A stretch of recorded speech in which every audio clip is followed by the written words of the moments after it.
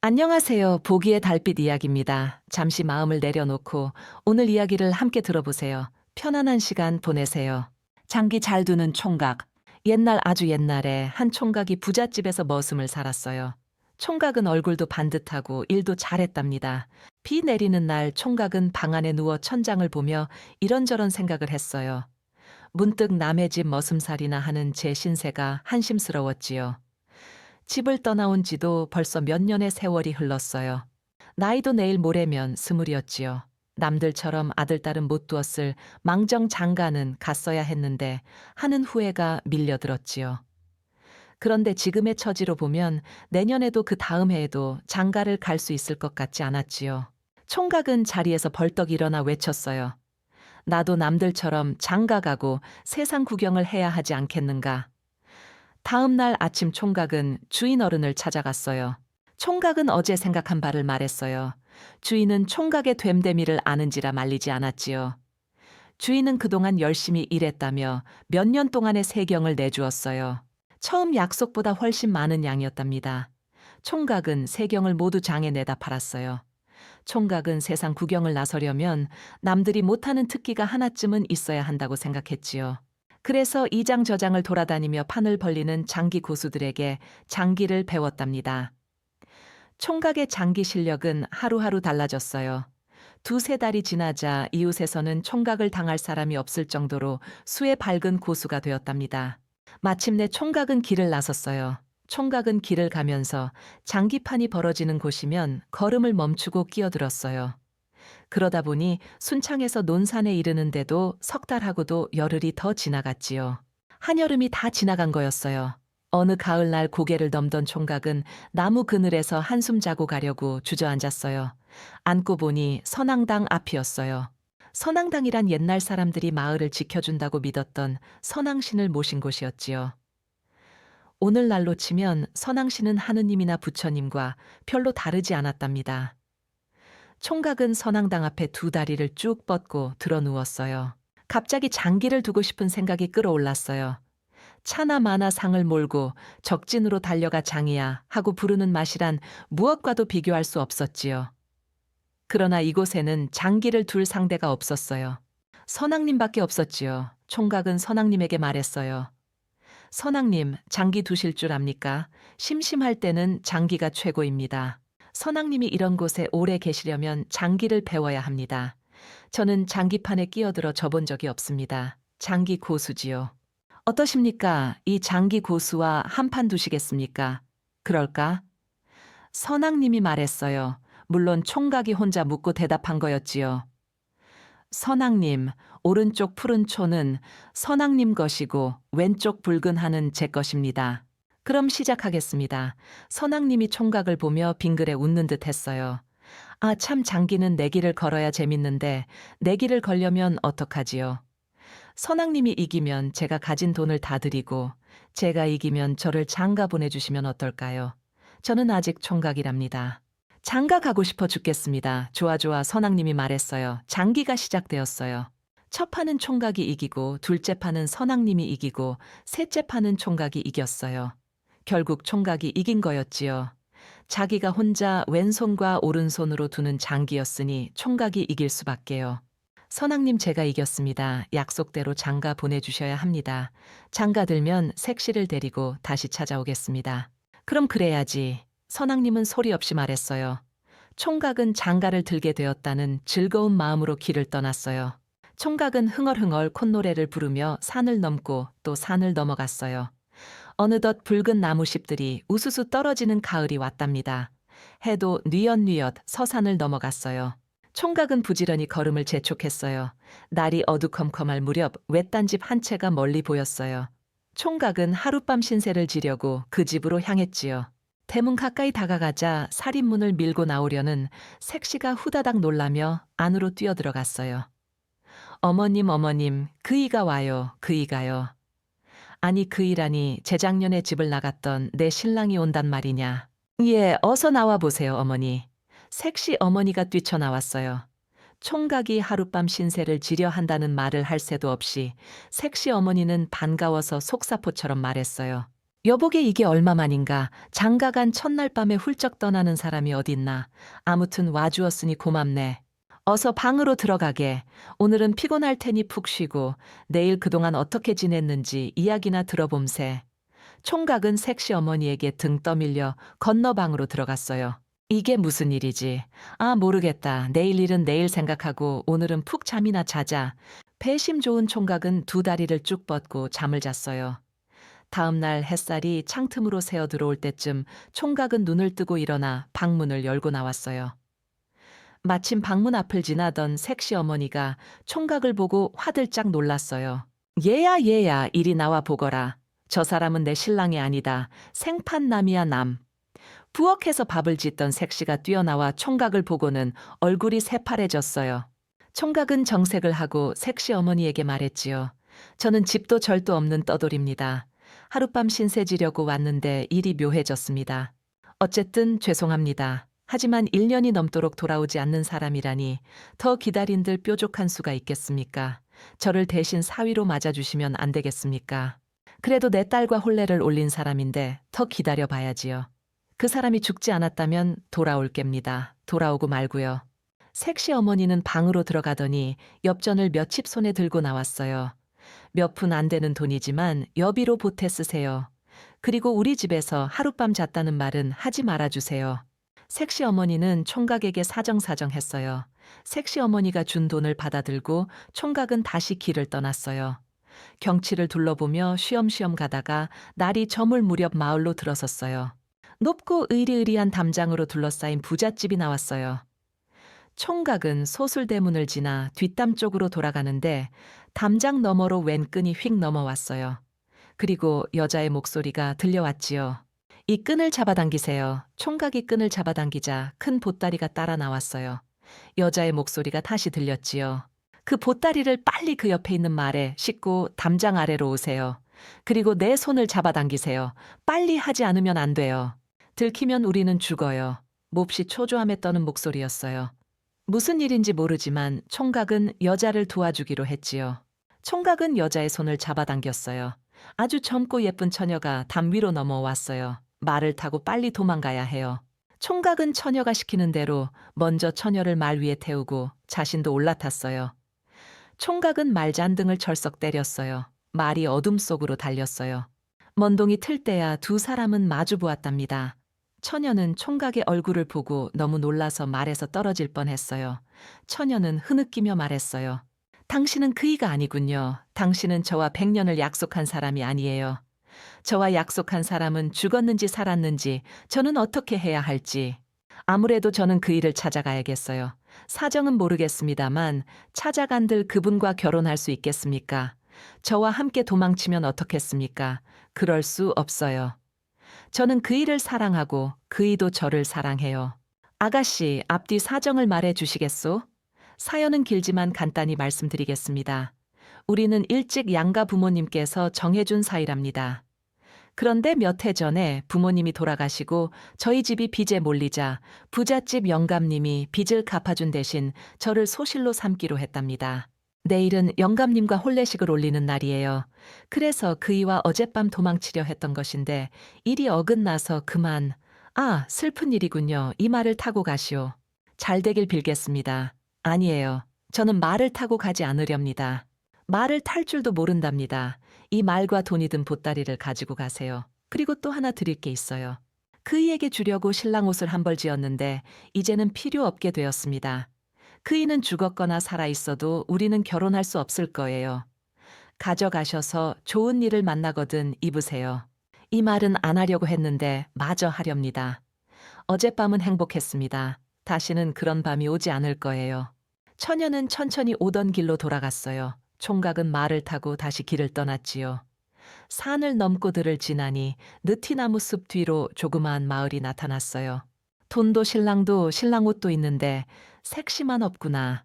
어디 신랑 옷이나 한번 입어볼까. 총각은 말에서 내려 신랑 옷으로 차려입고 느티나무들을 지나 마을 어귀로 들어섰어요. 총각이 마을길로 들어서는 순간 이상한 일이 일어났어요. 신랑 옷을 입고 말을 타고 오는 총각을 보고 마을 사람들이 우르르 달려왔어요. 야, 신랑이 드디어 온다. 허우대가 좋은걸. 사모관대를 하면 이 도령보다 낫겠어. 자네 이 도령을 보고 그런 말을 하나. 우리나라에서 이 도령을 안 본 사람이 어딨나. 총각은 가는 곳마다 이상한 일들이 벌어진다고 생각하면서 마을 사람들에게 둘러싸여 사람들이 웅성웅성한 집으로 들어갔어요. 바로 오늘 혼례식을 올릴 신부의 집이었지요. 오전 내내 신랑을 기다리던 신부 집에서는 요란스럽게 총각을 맞아들였어요. 왜 이렇게 늦은 건가? 식구들이 모두 무슨 일인가 하고 목이 타게 기다렸다네. 그런데 일행은 어디 두고 혼자 달랑 맞는가? 얼떨떨해 신랑이 된 총각은 자기도 모르게 거짓말을 해버렸어요. 아, 오다가 주막에 들렀는데 무얼 잘못 먹었는지 모두 배탈이 나서 저만 왔습니다. 그랬군, 너무 지체됐으니 어서 혼례식을 올리세. 서둘러 신랑은 마당 안에 차린 혼례식장으로 들어갔어요. 신랑은 신부와 맞절을 하고 서로 잔을 바꾸어 술도 한 잔 마셨지요. 닭도 한 마리 공중으로 던졌어요. 신부의 큰아버지라는 사람이 나서서 말했어요. 지난번에는 얼굴만 봤으니 이번에는 걸음걸이를 한번 보세. 마당을 걸어보게. 총각은 별 사람을 다 보겠다 생각하면서도 시키는 대로 마당을 걸었어요. 뒤로 한번 돌아보게. 총각은 뒤로 한번 돌았어요. 이번에는 한번 뛰어보게. 총각은 한번 뛰었어요. 됐네 됐어. 이제는 나랑 사랑방으로 가서 장기 한 판 두세. 참 자네 장기 둘 줄 아는가? 예, 조금 둘 줄 압니다. 전날 밤을 장기로 보내도 좋습니다. 신부의 큰아버지가 장기판을 들고 나오는 것을 보고 마을 사람들이 수군거렸어요. 하하, 아이고 저 신랑, 전날 밤만 아니지. 장기를 두기 시작하면 이 3일은 달아났다고 봐야 될 거야. 아니야, 신랑도 어지간히 장기를 좋아하는 모양이네. 그러니 전날 밤을 장기로 보내도 좋다고 하는 거 아니겠어? 드디어 장기판이 시작됐어요. 첫 판은 신부의 큰아버지가 이기고, 둘째 판은 신랑이 이기고, 셋째 판은 신랑이 우세한 듯 신부의 큰아버지는 장기판을 뚫어지게 보았어요. 신부의 큰아버지는 지고는 못 베기는 성미였지요. 장기판을 들었다 하면 내리 예늘고판을 이길 때까지 물러가지 않았어요. 술 마실 때도 농사 지을 때도 마찬가지였답니다. 그래서 마을 사람들은 상당괴짜라고 불렀답니다. 그날도 신부의 큰아버지는 셋째 판을 지고도 그만두려고 하지 않았어요. 새로 넷째 판을 시작하려는데 마을 어기가 떠들썩하더니 또 한 사람의 신랑이 말을 타고 온다고 사람들이 수근거렸어요.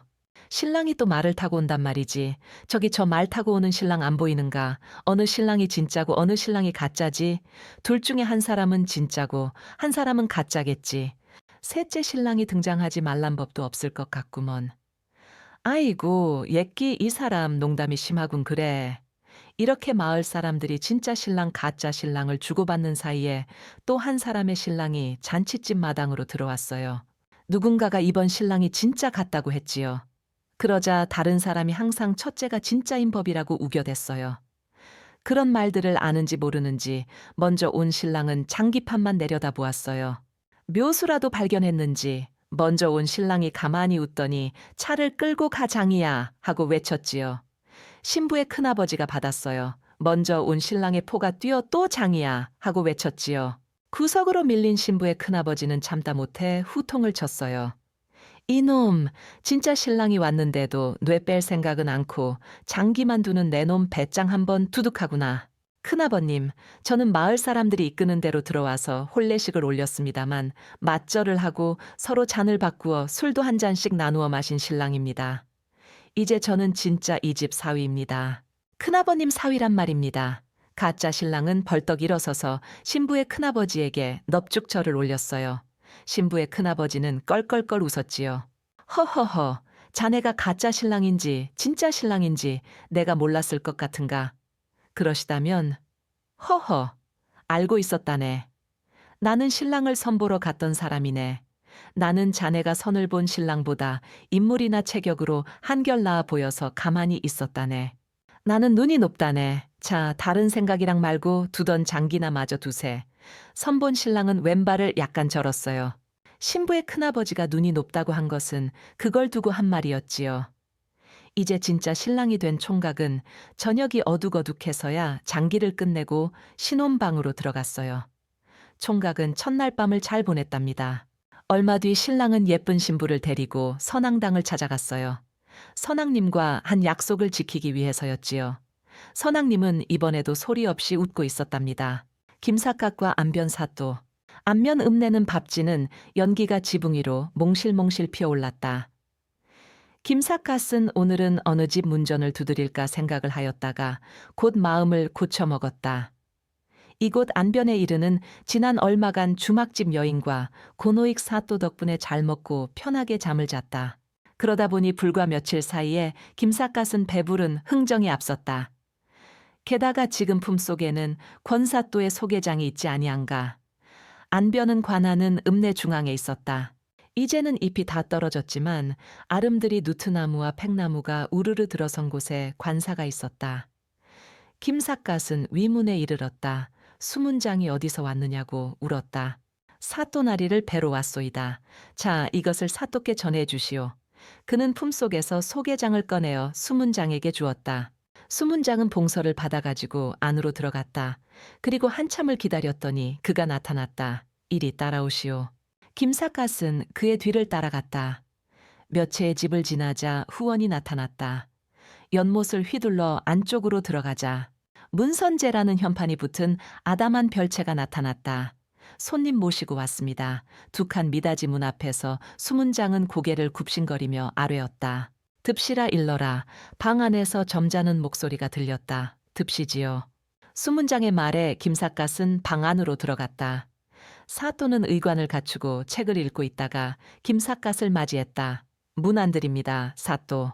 김삿갓은 우선 인사부터 올렸다. 소개장은 잘 보았소이다. 나는 권공하고는 막연한 친구 사이지요. 그의 소개로 천하의 문장가와 이렇게 만나게 되었으니 기쁘기 그지없소이다. 안변사또는 목소리도 걸걸하고 체격도 우람한 대장무였는데 첫눈에 김삿갓은 그와 의기가 상통할 것 같았다. 공사가 끝난 해걸음에 이렇게 찾아뵌 무례를 용서해 주십시오. 아, 아니요. 원 별 말씀을 다 하십니다. 원래 나는 놀기를 좋아해서 내 문전에는 시인 묵객이 자주 왕래합니다. 더구나 김선비는 내 친구의 소개이니 더욱 반갑소이다. 이왕 오셨으니 마음 편히 계십시오. 두 사람은 이야기를 나누는 사이에 조금씩 친숙해 갔다. 오늘 안변 구경은 하셨습니까? 예, 가항로와 표현정 경치를 구경하였습니다. 아, 시신께서 그곳을 보시고 그냥 내려오시지는 않았겠지요. 은근히 시의 솜씨를 보자는 말이었다. 아, 예. 표현정 저녁 경치가 좋아 스스로 읊조려 보았습니다. 듣고 싶습니다. 김삿갓은 아까 읊조렸던 시를 낭송했다. 어허, 참 좋습니다. 표현정을 두고 많은 시객들이 시를 지었습니다만 김선비 같은 시인은 아직 만나지 못했습니다.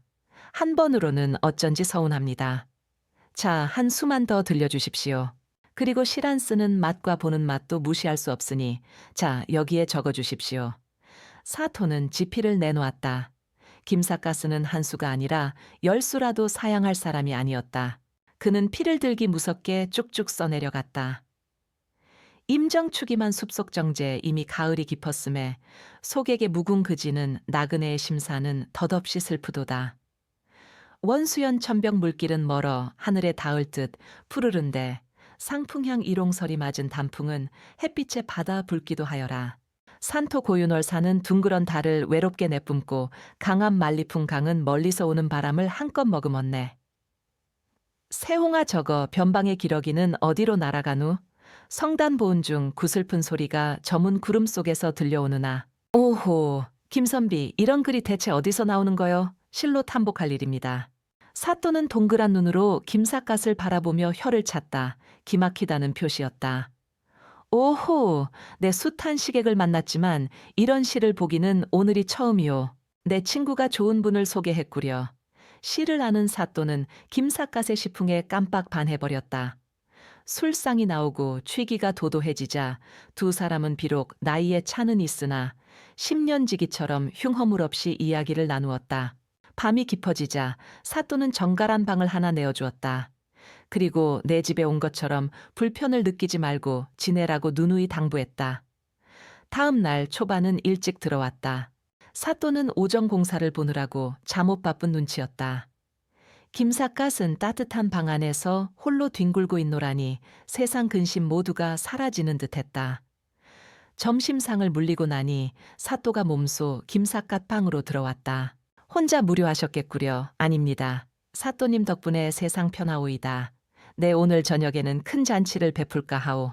더불어 이 근방에 글깨나 하는 양반들을 초청하여 시회를 겸할까 하니 김선비의 재주를 한번 보이도록 하시오.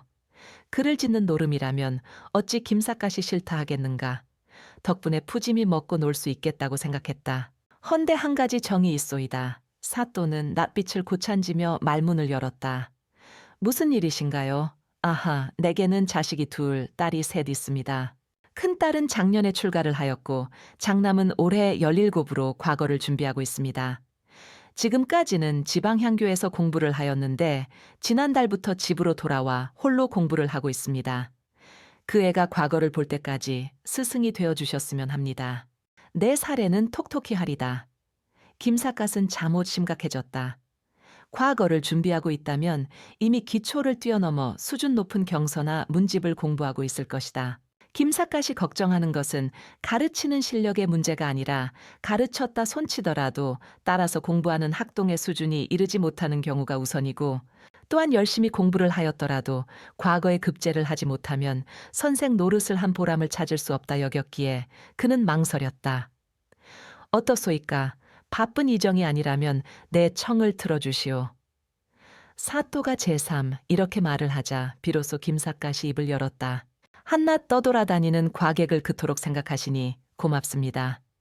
하오나 소생의 글이 워낙 짧아 감히 소임을 이룰 능력이 없다고 생각합니다.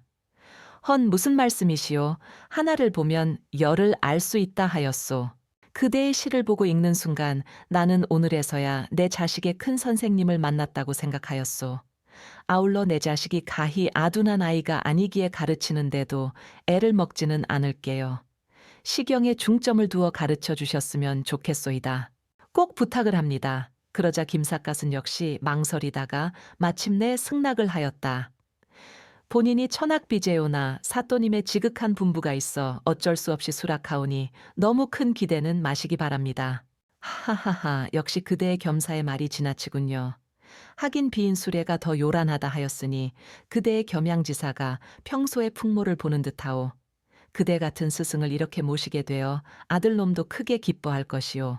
이로부터 사또는 김삿갓을 김선생님이라 불렀다. 이따 밤에 벌어지는 연회는 이곳 안변 지방에 내놓으라는 양반들이 모이게입니다.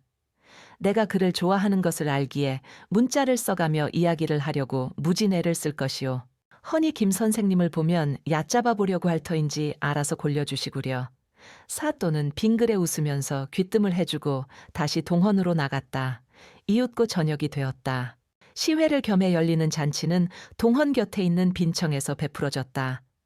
초청받은 양반들은 이미 들어와 앉아 있었으며 기생들은 조붓하게 앉아 있다가 사또의 행차를 맞아 일제히 일어서서 예를 갖춘 뒤 사또가 상석에 앉자 일제히 다시 자리에 앉았다.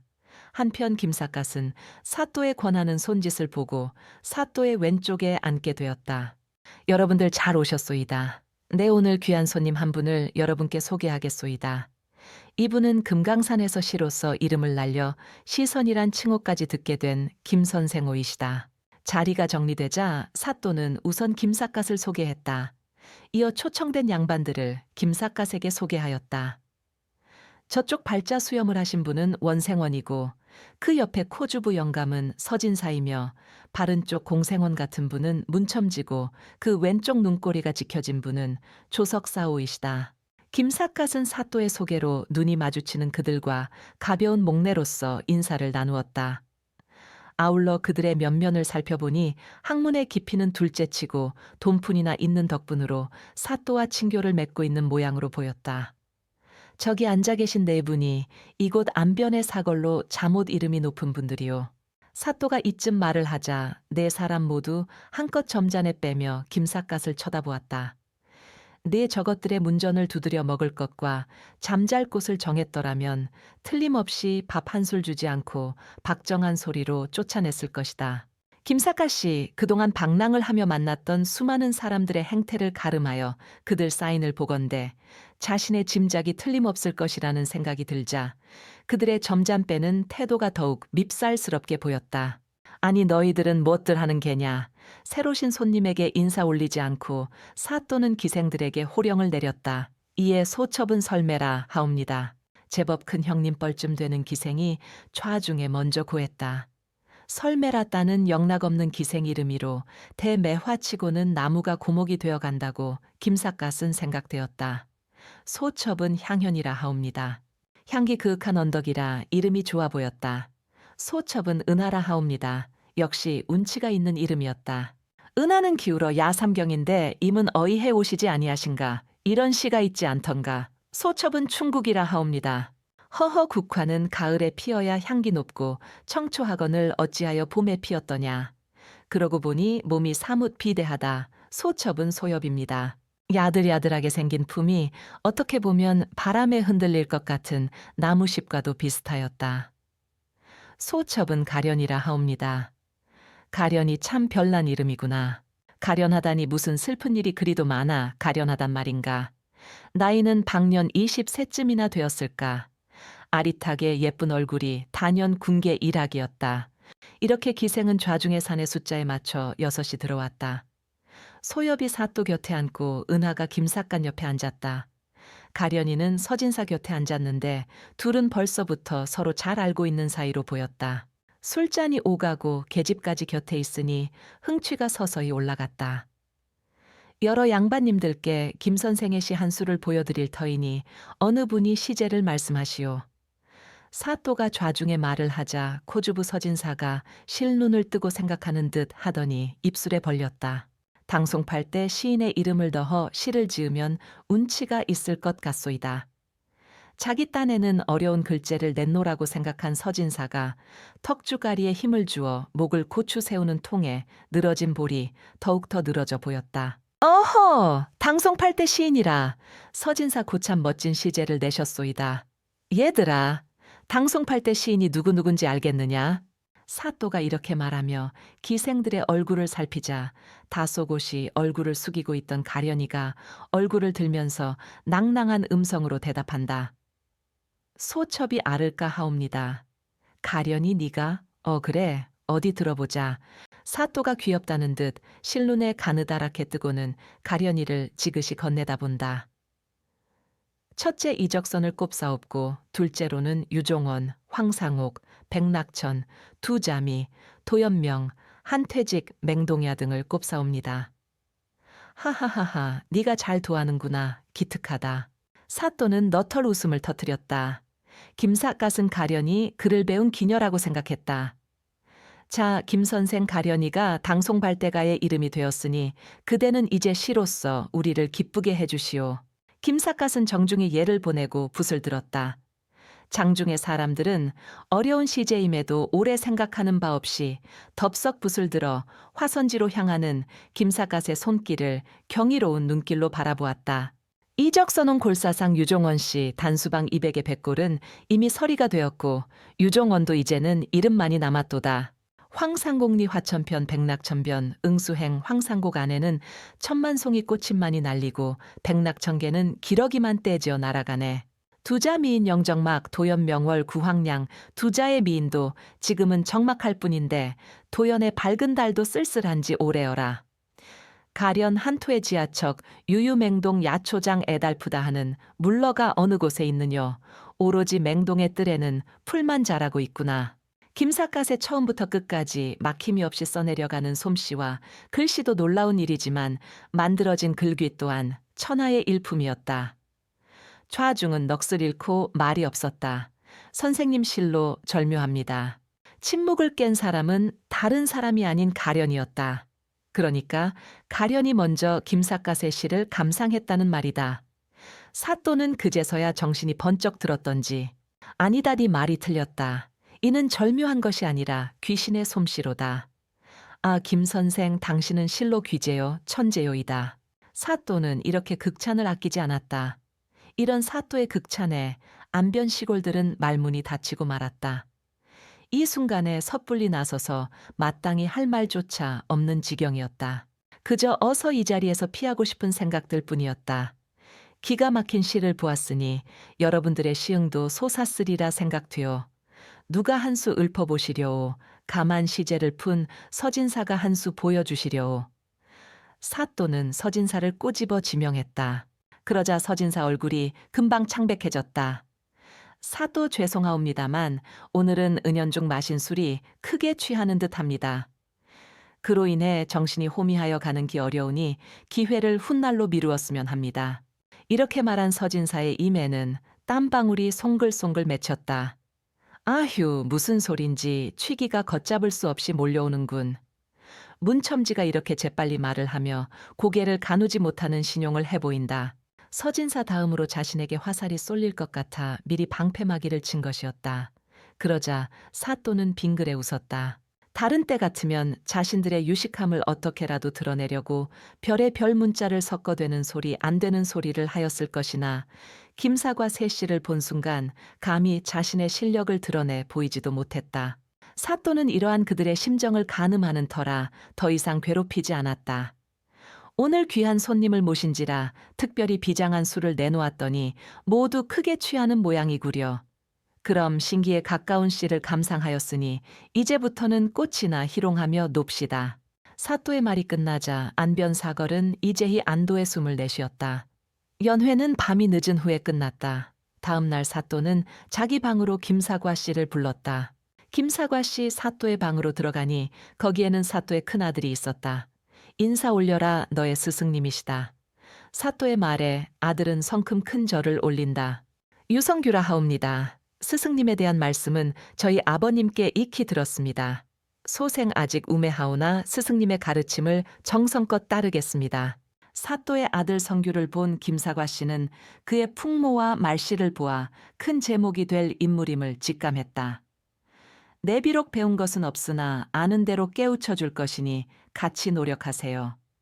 이제 김사과 씨는 이렇게 답례하였다. 이로써 유성규와 김사과 씨는 사제의 의리를 맺게 되었다.